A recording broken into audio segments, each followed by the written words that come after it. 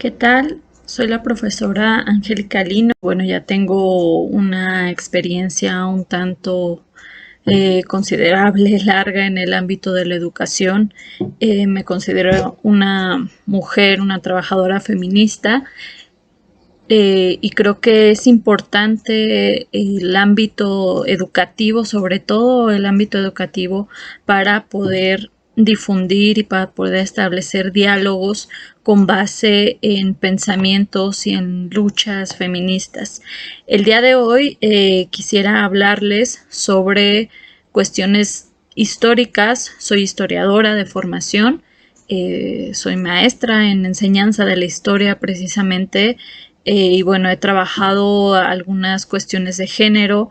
Me interesa bastante el poder seguir trabajando la historia de género porque es un tema o son temas y es un campo muy poco explorado, por así decirlo. A pesar de que hay importantes aportaciones, hay importantes difusiones, falta muchísimo por hacer, al igual que en la lucha de las feministas. Quiero hablarles desde el día de hoy 8 de marzo, que se conmemora el Día Internacional de la Mujer Trabajadora. Este día se conmemora ya que en 1908, 129 trabajadoras obreras de una fábrica textil en la ciudad de Nueva York fueron quemadas vivas por hacer huelga. Luchando por derechos que ahora nosotras gozamos, derechos laborales, derechos públicos, políticos, sociales. En un momento abordaremos un poco más sobre eso. Es importante recalcar que es una fecha de conmemoración, de respeto y de valía por aquellas mujeres que murieron en esta huelga, en esta lucha, por lo que no se debe de felicitar, ni mucho menos hablar de un festejo. ¿Por qué no? Pues porque fue una lucha que aún continúa. Es un día para reconocer las desigualdades que enfrentan las mujeres en todas las esferas: económica, política, social, cultural. También es una fecha para reconocer los aportes femeninos a la ciencia, a la cultura, a lo social, a lo político. No es una celebración, ya que es una fecha conmemorativa que surgió de un crimen. El hacer un regalo o dar flores a una mujer banaliza el sentido de la conmemoración. El acceso y ejercicio de todos los derechos, la igualdad que se ha conseguido, la lucha hacia la no discriminación y hacia una vida libre de violencia, porque las mujeres seguimos luchando por obtener los mismos derechos laborales, políticos, civiles, y de salud que los hombres. Como ya les había mencionado, mi participación está enfatizada con base en la carga histórica que ha tenido la lucha feminista.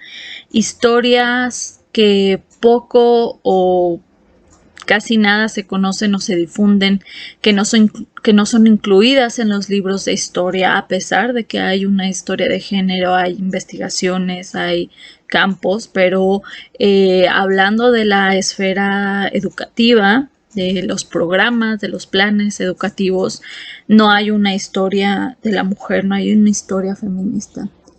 Es importante porque el día de hoy, sobre todo el 8 de marzo, pero a lo largo del año también, existen marchas, existen manifestaciones, existen talleres, mesas de diálogo, muchas maneras de manifestarse por parte de colectivos feministas que realizan pues día a día, y todo ello son frutos de pensamientos y diversas protestas que nuestras ancestras, que esas primeras mujeres hicieron a lo largo de la historia y en diversos escenarios, en diversos lugares del mundo, en diversos tiempos también. Les voy a hablar de mujeres que protestaron de manera individual y las cuales, al igual que un poema, son versos sueltos de este gran poema que se llama Feminismo. Hablar de un origen del feminismo, es hablar desde las primeras ideas de mujeres que manifestaron y cuestionaron, por ejemplo, la inferioridad que tenía la mujer por cuestiones naturales, ¿no? El decir que un hombre nacía libre, pero una mujer no nace libre. Desde el siglo XV, el siglo XVI, el siglo XVII, por ejemplo, Maria Stell se cuestionaba si todos los hombres nacen libres, ¿por qué las mujeres nacen esclavas? La historia del movimiento feminista nace cuando de manera colectiva las mujeres se unieron para reivindicar los mismos derechos que los hombres. Por ejemplo, en la Revolución Francesa en 1789, mujeres se organizaron para marchar hacia el Palacio de Versalles, protestaron por la situación precaria de su país, por la situación económica, la pobreza. Lucharon y protestaron junto con los hombres, fueron partícipes de una revolución que cambió el rumbo histórico de la sociedad de Occidente.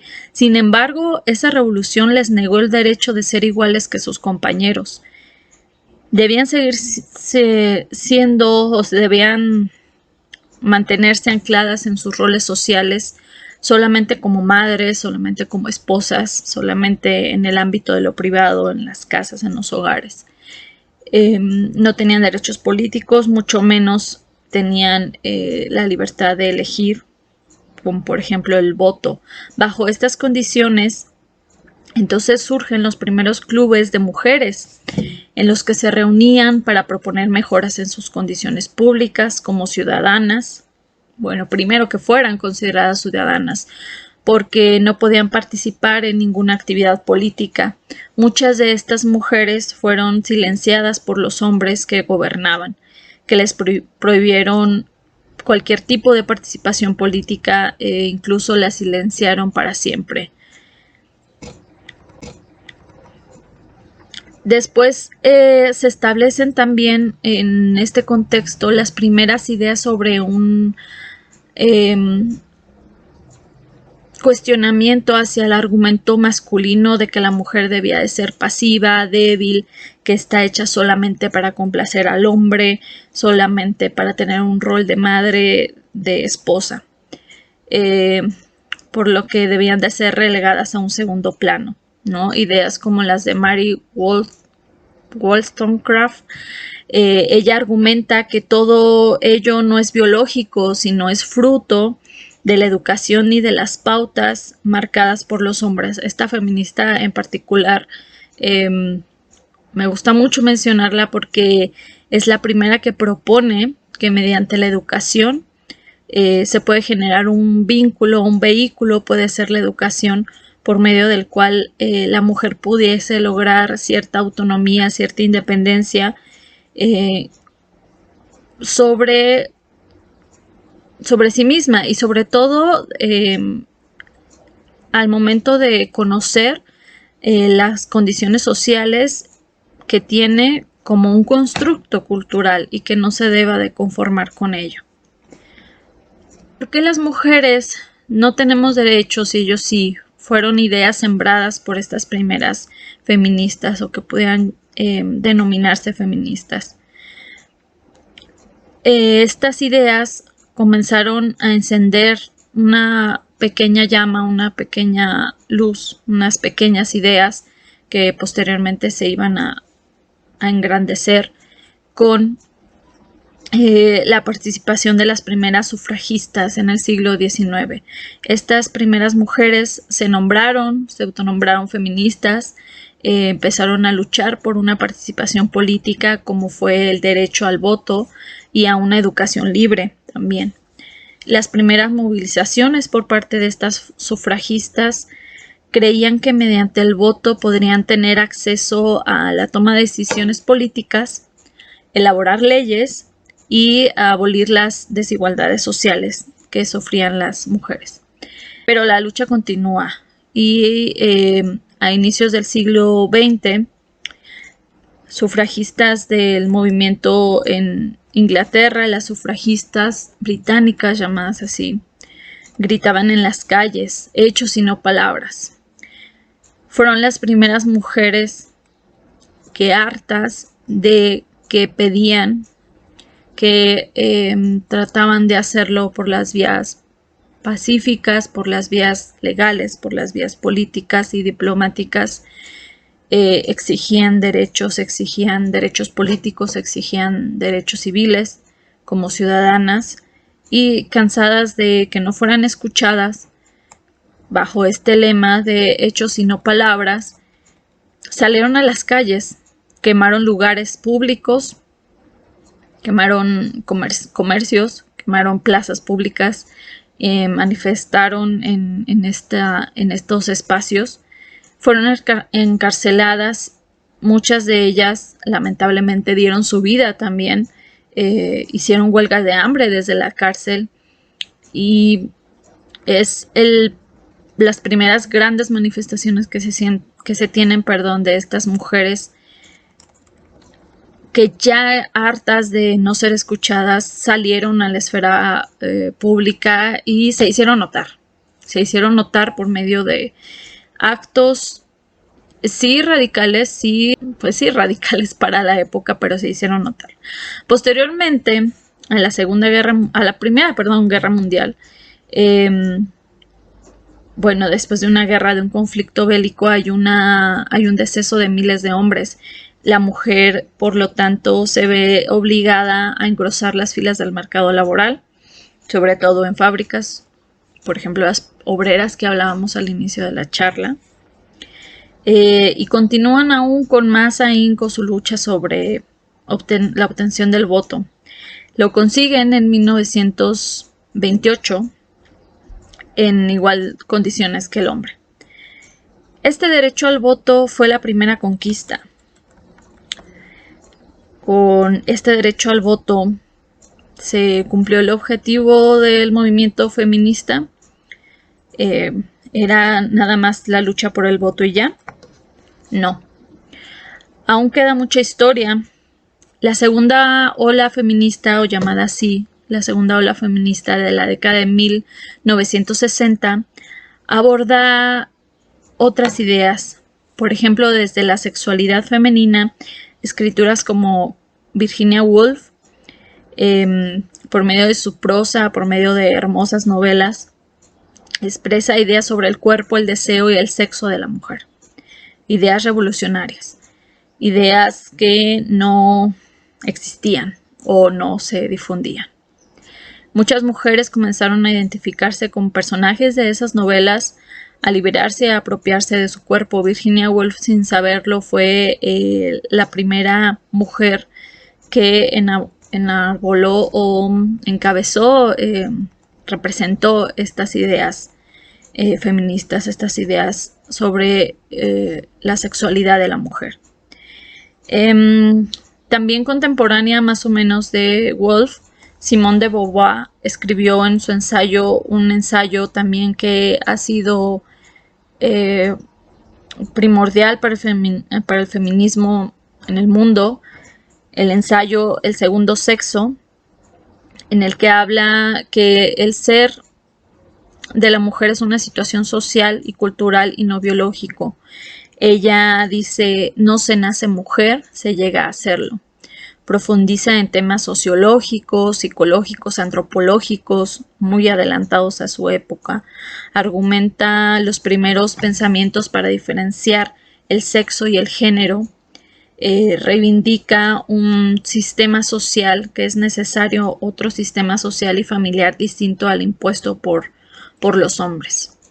Cuestiona entonces la opresión que vive la mujer en el ámbito familiar, desde la procreación, el embarazo, el ser esposa, además de opresiones aún más marcadas en el ámbito público y social. El feminismo liberal de las sufragistas buscaba obtener un cambio por medio de las leyes, exigir derechos, reformar estructuras públicas por medio de reformas, de leyes. Fue una lucha importante para el feminismo, pero no suficiente. Ir a la raíz del problema, el que las leyes no cambian tanto lo social o no cambian tanto lo cultural,